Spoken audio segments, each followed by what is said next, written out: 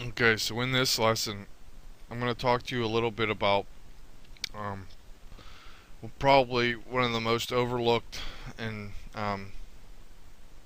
underthought out ideas in terms of modeling, and that's reference art. Any character that you do tend to, get a very specific model sheet or character turnaround, but if you don't know how the geometry is supposed to be built, then the character just isn't going to look right because you don't have the right reference to go ahead and look at. For instance, this case, I did play hockey a long time ago, and I do know how the things work, but and the like geometry is basically supposed to be built, but it like I said, it's been a while since I've actually played hockey, so I needed to go ahead and go through Google to, try and find how the shapes are actually supposed to be built correctly. And what I did was I basically used Google to search for everything that I have in here so that I could build it properly.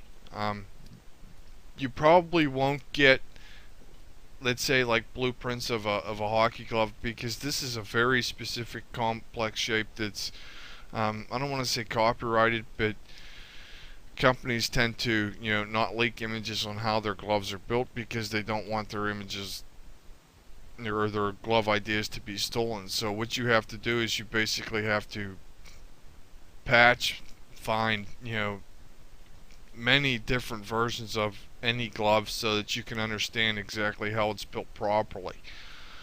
A lot of modelers tend to, just basically say, oh, I'm just going to model it from scratch, or um, I'm just going to model it the way that I think it's supposed to look like. And you really shouldn't do that. You should try to build it as accurately as possible. So, for this character, what I did was I basically jumped on Google, and I would say I spent a good day looking through images and saving images so that whenever it came time to go ahead and model certain pieces of the character, I knew how to, model it properly, and I knew how to sculpt it properly.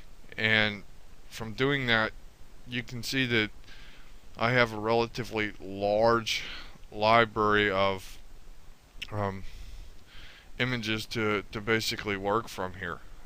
Everything from hockey gloves to current hockey players to um, certain pieces of artwork to basically base off to try to make your character look as good as that or even better.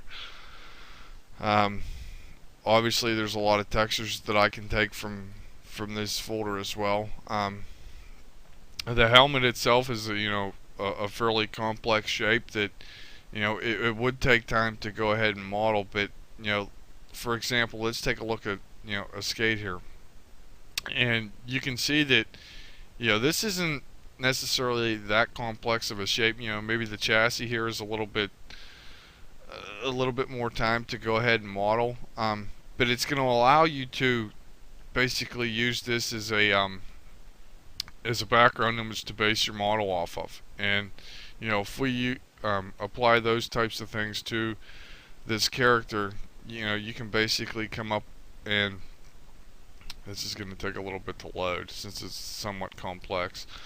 You can basically, make your own rollerblades. And as you can see here, I did go ahead and reuse the model too, somewhat. Let's go ahead and just move this over and bring these ones back. As you can see, the boot's pretty much the same. The only difference here is just the bottom of the skates.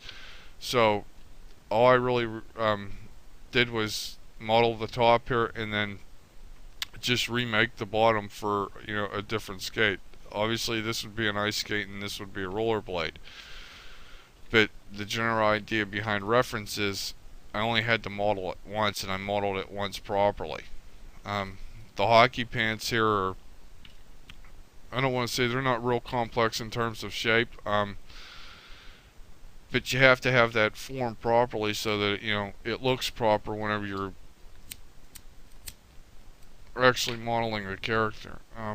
The glove here, like I said, it's going to be hard and difficult to actually find blueprints of gloves to go ahead and model from or to research from. But if you just basically type in Google to try and find images of hockey gloves, and if you're somewhat of an experienced modeler, you can basically model a hockey glove fairly simple.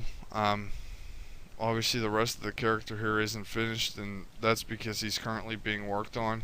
Um, but you can see that if you download the right reference images and information, you can basically create a character that's fairly good if you're somewhat of an experienced modeler. So, general tip is reference. No matter what you do, I would say download a bunch of reference. I mean, my reference file and folder for this character is probably a gigabyte in size, but I won't save those images. So once I'm done with the model and basically the base shapes of the character, once the model is completely done, then I'll just go ahead and delete the images, because then I don't really need them anymore. So I would say, suggest that if you are modeling anything, grab as much reference as you can. Reference is huge.